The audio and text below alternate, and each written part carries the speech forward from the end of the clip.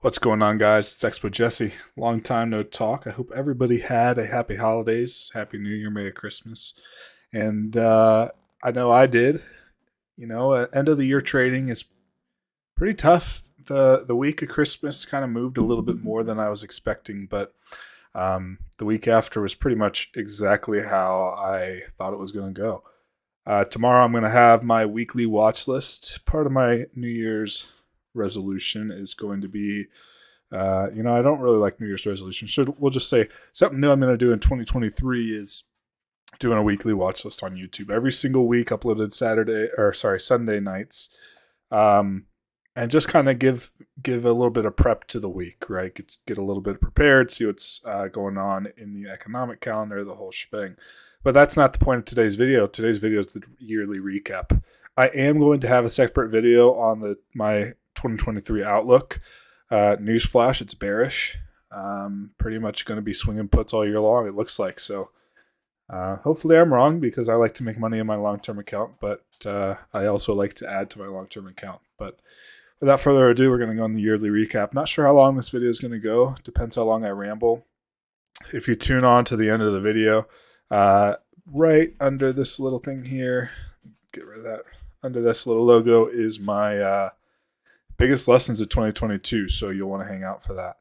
So we'll start with futures. So for those who don't know, I started trading forex, and that's kind of where I learned trading, learned how institutions trade, the whole shebang. I also did crypto for a little while in 2021 during the big move there. Made some money, lost some money, and then transitioned to forex, where I learned about prop firms and led me to where I am here on futures. So futures, I didn't really start formally until, I want to say maybe it was February or so this year. But I've been trading indices or the CFDs, so SPX 500, which is equivalent to SPX if you trade options and you're just trading the straight underlying. So I've been trading price action related to futures for a while, but in terms of just futures, it's been about a year. In the summer is where I kind of started. A lot of people might know me from the summer because I started getting more servers, because nobody's really doing futures right now, and nobody's really doing futures like I am, and so started really picking up in the summer, and we'll see later on in the video, but had some big lessons to learn in terms of scalping futures this year. Big takeaways. So I had 431 total trades. 14 of those were break even. Out of those, I had a 88.49% win rate. Total profit over 100,000%. Average winner is 3.3R. For those who don't know, the best way I found to calculate percent return is based on my stop loss. So if my stop loss is 5 points and my play goes 5 points in profit, I am 1R, aka 1 times my risk. Think about it like an options contract. If you buy an options contract for $1, your risk is $1. If it goes to $2, you're up 100%. If it goes to 0, you lost 100% of what you were willing to risk. So for me, I have a set stop loss on every single trade ever that I alert. For those who live trade with me, you know that sometimes I enter into plays and kind of find my stop loss while I'm averaging in. But in terms of my alerts, they're all going to have a stop loss on them. And later on in the video, under this little piece here, we'll see, actually it's right here. So in Q1 and Q2, trades were a bit too tight. For me, I found that ES, my sweet spot is around 3 points, and on NQ it's 10. That's tight. That's on the 1 minute chart. I have another video coming about my strategy and my trade setup and how I'm looking at things. For me, I have it set up into 3 little tiers here. So think of splitting the screen into 3s. I have the 1 minute chart on the left, the 5 minute in the middle, 15 on the right. In a perfect world, I'd be trading just off the 15 minute, but there's not going to be a 15 minute setup for me every single day, and definitely not in the time frame that I trade. So for me, I trade off the 1 minute. That hopefully feeds into the 5 minute, which hopefully feeds into the 15, but it's mostly on the 1 minute. So for me, the 3 point stop loss is usually tight enough to give me a little bit of wiggle room, and you'll learn later on what my biggest takeaway was with finding out my stop loss and how I manage that. 88.49% is incredible. Lots of scalping. In 2023, I want to add more intraday futures plays. So I'm not sure how I'm going to add it into my alerts. I'll figure out a way, maybe calling it micros. So if I alert my MES play, then I'm trading for the bigger move and not just a scalp. I want to provide a little more intraday trades. Not only not provide, but perform is the word I was looking for. I want to be in intraday plays because they're just lower risk, or not lower risk, lower stress for me. And so for me, it's kind of like my bread and butter. Awesome average risk to reward ratio. Obviously, those trades where I have, I think my peak was like 3,600% or 36R. So those are obviously going to inflate a little bit, but I did look through, and out of those 369 trades, less than 100, I think it was like 110 of them were 100% or 50%. I stopped doing the 50% trims; those were just a little too tight. So doing the 100% as a minimum, stop loss break even. If anything else, if it's a little like if I'm unsure or whatnot. In Q3 and Q4, I added more futures than just ES and volume. More features than just ES, and subsequently volume and gains increase. So 2023, you can expect more NQ and ES kind of combined, and then also going to try to do my best at looking at oil and gold at the same time. I don't do a lot of the Russell futures, or I haven't done any of the YM futures, and don't really plan to. Honestly, might just take off Russell, but we'll see. 4 is enough for me to look at throughout the day. I can definitely get into a couple trades with those 4. So that kind of wraps up futures.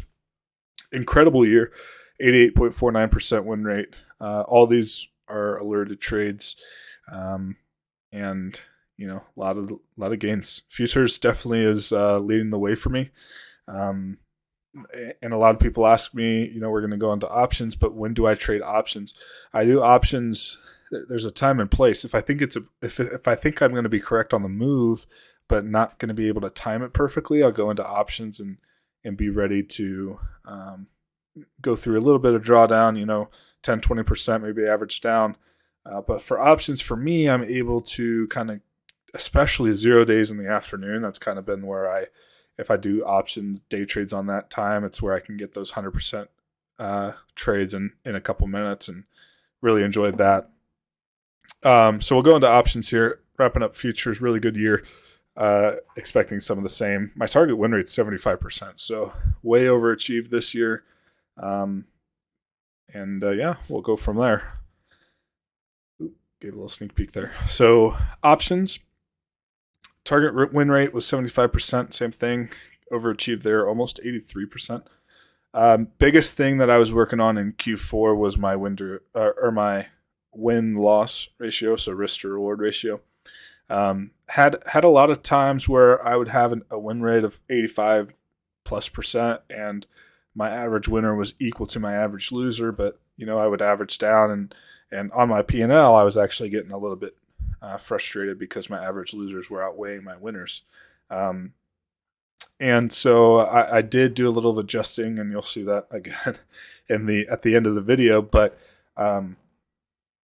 really in Q4, I focused on not averaging into losers until it was a reversal. So I didn't just average down because I was down X% or, it's coming to a support. I would wait for it to hit support and reverse, or give me another signal for my strategy to kind of, get into the position. So treating it more like a separate position rather than just getting a better average on my first one. So really did a good job there. Average winner ended up being, I think it's like 1.5 times, a little higher than that, than my average loser. So looking to bring that average loser down a little bit, but with me doing 0 days, especially during power hour, that's where a lot of my losers come from. I don't lose a lot during the morning session trades. So my average losers are usually coming during power hour, so they're going to be a little bit bigger, but hopefully going to bring those down a little bit in 2023. That's kind of what I'm focusing on. started swinging a little bit more towards the end of the year, so getting into an options contract and holding it for a couple days, couple weeks, finding a lot more success and less stress in that. I'm not a scalper. That's not my personality. I'm a laid back kind of dude. And because of that, swinging is kind of my forte, and intraday trading is my forte. But I've made a living off scalping, so I kind of am stuck in the middle. So 2023, I'm going to start doing more swinging, and specifically doing more spreads like vertical spreads. So really incredible 2022. I am extremely grateful for everything I've learned, everyone I've met, and really excited for 2023, seeing what's coming up. So I know everybody's really eager to see biggest lessons of 2022, and here they are. We'll go one by one. So first one is in relation to options. So we're done here in the bottom. In relation to options, I need to average up into my trades just as much as I average down. Why would I only add to my losing trades when I started adding to my winning trades, such as on pullbacks, support and resistance, retests, etc.? My P&L showed it. So like I said in Q2 and 3, my options account was obviously growing, but those big losers were kind of hitting a little bit deep, and I wasn't liking it. And so I really focused on averaging up. I've always averaged up into trades, but I've become a lot more frequent in it. So for example, if I'm in an SPX play and it's up 260%, you're not going to see another alert on that same contract. But I am 100% going to get back into that trade on a pullback and then scalp it for another 100%, or 20, 40%, while I'm still trimming the original position. So that's how, a lot of people are asking me how many contracts I'm buying and stuff like that. Well, I'm getting in and out many times in the same play. So it's adding into my position, especially also in futures. If I'm averaging down, or when I'm alerting or taking an average, you guys aren't going to necessarily see my alert on when I'm averaging up into a position, because then it's hard to see P&L wise and track that. It's just too complex, I think, for alerts. So I just do my alert as this is what I'm getting into. This is my stop loss, and we'll go from there. But I have started averaging up into positions just as much as I average down.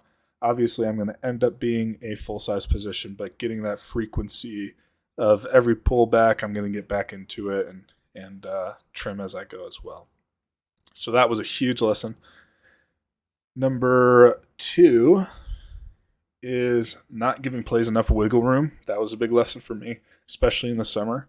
Let scalps be scalps. So I want to be clear. If I'm playing on the 1 minute chart, I want to be out on the 1 minute chart. I don't want to move my stop loss to give it more wiggle room. If I have a stop loss, I stick to it the best I can. So let scalps be scalps. In quick, out quick.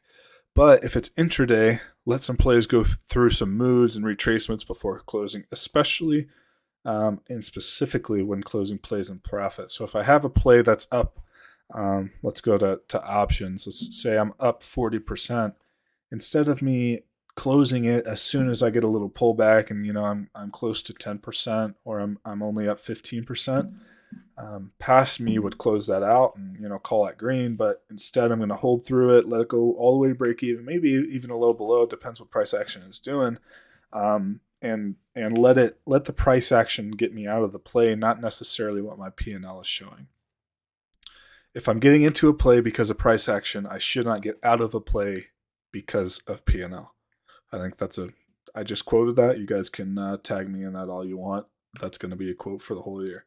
If I got into a play because of price action, I'm not going to get out of it because of P&L. Number 3, we have one more after this. So it's part 1 and 2 of this number 3. So biggest change of 2022 is not using hard stop losses. Before, especially with forex, I kind of had it ingrained in me to not use have a stop loss in every single order, to always use a stop loss. And I absolutely still use a stop loss. I just use a soft stop loss. So if I'm seeing a play and my stop loss is, let's say, 3 points wide, well, I'm going to wait for the candle to close first of all, because I don't want to get wicked out of a position. Second reason is I know that I know institutions make very impulsive moves at the end and open of every candle. You'll notice it especially at the turn of the 1 hour. So when we go from 10 o'clock to 11 o'clock, so that 1 hour closes, the 11 o'clock candle at 10:59 and 101 or 11:01 are going to be very impulsive, and we're likely going to retrace just back to exactly where we were before that impulsive move. It's just completely institutional, and so I use soft stop losses, and I still absolutely do use stop losses. Now, sometimes if I'm, let's say I'm willing to wager $500 in a futures play, sometimes I'll have a loss that's $750, but if I went through, and I didn't do it this year, and I probably won't because it's too much to keep track of, but I stayed in way more trades because I had a soft stop loss than the amount of trades that I took a little bit of an extra loss. And for me, that's well worth it. That's kind of why I've had this huge win rate up here, is because I've not been getting wicked out. In the last one, maybe the best lesson I learned in 2022, specifically with all this inflation stuff, and we're pretty much just waiting for the next news event all the time. It is perfectly okay for me to not trade. When I take a trade, I can lose money or make money, obviously. Everybody knows that. If I'm not comfortable with trading during a time, such as the morning session when FOMC is in the afternoon, sure, I don't make any money during that time, but I also don't lose it. And what I've also found is when I come back to trade after FOMC, so say I don't trade in the morning of FOMC, if I don't trade in the afternoon, that's fine. But say those days that I have come back and traded, those have been pretty darn good days. And so maturing as a trader in the last year, I've really focused on being okay not trading. And I've transitioned in January last year to doing this as a full-time job. It's hard to, go to work for 8 hours and leave and lose money. And it's also hard to go to work for 8 hours, quote unquote, and not make any money. But it's also way better to just sit out and keep an eye on the charts if I want to, go to the gym, do something else to take my mind off it. Because if that time to trade is not perfect for me, if it's low volume like these last 2 weeks have kind of been, which is why I've been a little less active in trading. Now, I still did have over 100 trades in December, but I digress.